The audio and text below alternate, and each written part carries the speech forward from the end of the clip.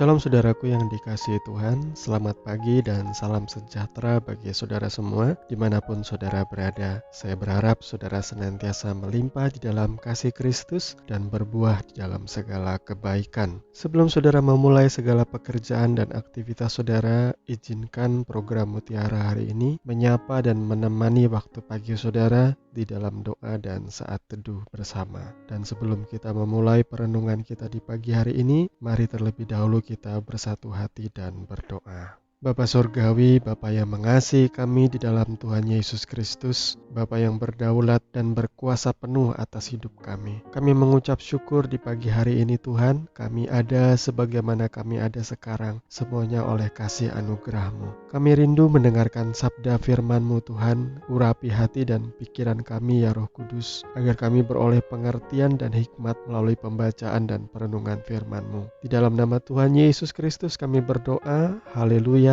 Amin. Renungan kita di pagi hari ini akan mengangkat tema tidak mengenal Allah dengan nas firman Tuhan yang terambil dari Hosea pasal yang keempat, ayat yang pertama sampai dengan ayat yang keenam. Demikian firman Tuhan, dengarlah firman Tuhan hai orang Israel, sebab Tuhan mempunyai perkara dengan penduduk di negeri ini. Sebab tidak ada kesetiaan dan tidak ada kasih dan tidak ada pengenalan akan Allah di negeri ini. Hanya mengutuk, berbohong, membunuh, mencuri, berzina, melakukan kekerasan dan penumpahan darah, menyusul penumpahan darah. Sebab itu negeri ini akan berkabung dan seluruh penduduknya akan merana. Juga binatang-binatang di padang dan burung-burung di udara, bahkan ikan-ikan di laut akan mati lenyap. Hanya janganlah ada orang yang mengadu dan janganlah ada orang menegur, sebab terhadap engkaulah pengaduanku itu hai imam. Engkau akan tergelincir jatuh pada siang hari, juga nabi akan tergelincir jatuh bersama-sama engkau pada malam hari, dan aku akan membinasakan ibumu. Umatku binasa karena tidak mengenal Allah, karena engkaulah yang menolak pengenalan itu, maka aku menolak engkau menjadi imamku. Dan karena engkau melupakan pengajaran Allahmu, maka aku juga akan melupakan anak-anakmu.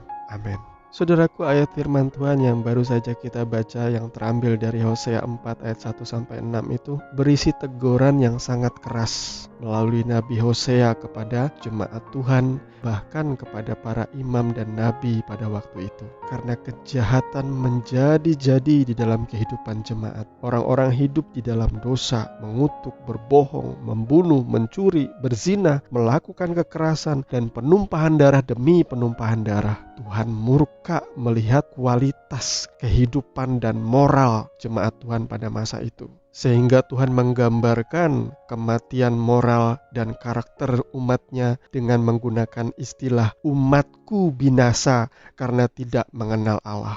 Jadi saudaraku, pengenalan akan Allah itu tidaklah cukup sebatas konsep pemahaman kita akan kebenaran firman Tuhan. Kita mengenal Yesus seperti khotbah-khotbah setiap hari Minggu. Karena Tuhan menghendaki pengenalan yang sejati itu dimanifestasikan atau dinyatakan di dalam buah-buah kehidupan kita. Tuhan menghendaki bahwa orang yang mengenal Dia, pengenalan itu akan tampak di dalam kehidupan setiap orang percaya. Kalau saudara mengenal Tuhan dengan benar, maka saudara akan takut dan menghormati Dia, sehingga saudara akan belajar untuk melakukan apa yang menjadi perintah Tuhan di dalam kehidupan saudara. Saudara pasti akan menjauhi yang namanya hal-hal yang menyakiti hati Tuhan. Saudara pasti tidak akan menyukai yang namanya dosa. Saudara pasti tidak akan menyukai juga yang namanya melakukan yang tidak baik kepada sesamamu. Ini baru pengenalan yang benar akan Tuhan. Sebagaimana banyak pendeta juga sering mengkhotbahkan di mimbar bahwa setan tidak pernah takut saudara rajin ke gereja. Setan tidak takut saudara mendengarkan firman Tuhan. Yang setan takut adalah saudara menyadari saudara berdosa. Setan takut ketika saudara punya kerinduan untuk membenahi hidup saudara, untuk semakin hari diperbaharui serupa dengan Kristus.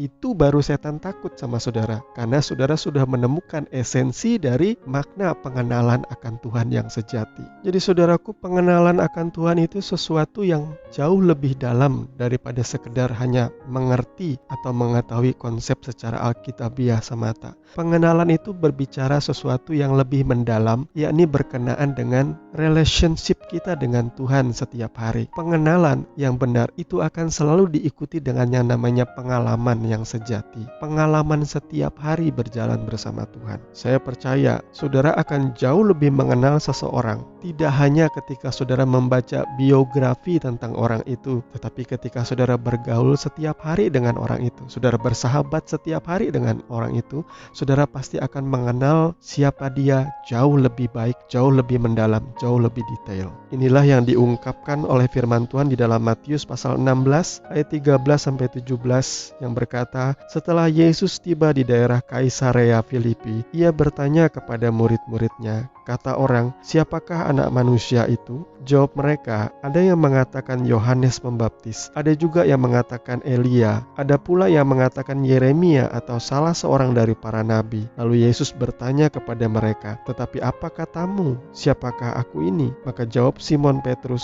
engkau adalah Mesias, anak Allah yang hidup. Kata Yesus kepadanya, berbahagialah engkau Simon bin Yunus, sebab bukan manusia yang menyatakan itu kepadamu, melainkan Bapa-Ku yang di sorga. Berangkat dari ayat firman Tuhan yang barusan kita baca, seandainya hari ini Tuhan Yesus mengajukan pertanyaan yang sama kepada saudara, para pendengar firman Tuhan di kesempatan pagi hari ini. Siapakah aku ini? Kata Yesus. Apa jawaban saudara? Apakah saudara akan berkata seperti Petrus, atau saudara akan berkata seperti orang-orang lain pada masa itu?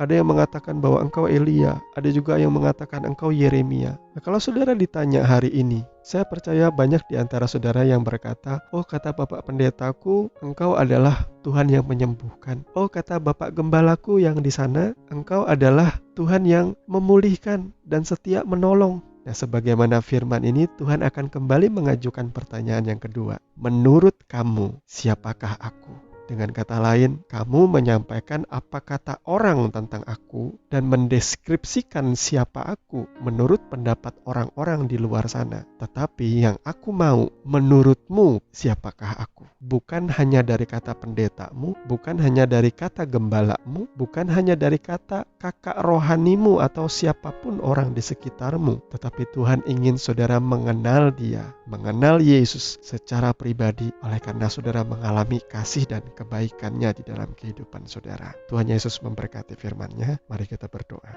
Bapa, di dalam nama Yesus, Bapa yang berdaulat dan berkuasa atas hidup kami, tak henti-hentinya kami mengucap syukur kepadamu ya Tuhan, karena kebenaran firman-Mu sudah mengajar dan mendidik kami bahwa kami akan binasa hidup dalam dosa ketika kami tidak belajar mengenal Engkau dengan sungguh. Bimbing kami Tuhan di dalam segala hal, agar kami boleh menjaga pikiran, perkataan, dan perbuatan kami sesuai dan seturut sabda firman-Mu. Kami mohon belas kasihan dan pengampunan-Mu Tuhan atas setiap pelanggaran hidup kami, atas kecenderungan hati kami yang menyukai dosa serta hal-hal yang menyakiti hati-Mu. Kami ingin keluar dari belenggu dosa dan cara hidup kami yang salah. Kami rindu hidup di jalan-jalan kebenaran firman-Mu Tuhan. Kami juga berdoa untuk saudara-saudara kami yang masih hidup dalam dosa. Kami percaya mereka menyadari kesalahan mereka, tapi tidak kuasa melepaskan diri dari kehidupan mereka yang lama. Roh Kudus kiranya tolong kuatkan dan bebaskan mereka. Diberkatilah kiranya saudara kami yang meringkuk dalam penjara. Kami percaya masih ada kesempatan untuk setiap mereka dipulihkan dan diperbaharui, bahkan dipakai untuk menjadi saksi-Mu. Terima kasih Tuhan, kami percaya pengenalan yang benar yang daripada Tuhan, yang Roh Kudus pimpin kami untuk mengerti akan segala sesuatu, khususnya kebenaran firman-Mu. Karena kebenaran firman-Mu itulah yang memerdekakan hidup kami. Kami percaya Tuhan sudah mengampuni dan membebaskan kami. Di dalam nama Tuhan Yesus Kristus kami berdoa dan mengucap syukur. Haleluya.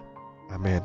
Bapak Ibu Saudara yang dikasihi Tuhan Yesus Kristus, saya percaya kebenaran firman yang sudah kita sama-sama renungkan boleh menjadi berkat dan kekuatan di dalam kehidupan kita. Puji Tuhan saudaraku yang dikasihi Tuhan, sampai bertemu lagi di program Mutiara hari ini yang berikutnya. Tuhan Yesus memberkati saudara sekalian. Shalom.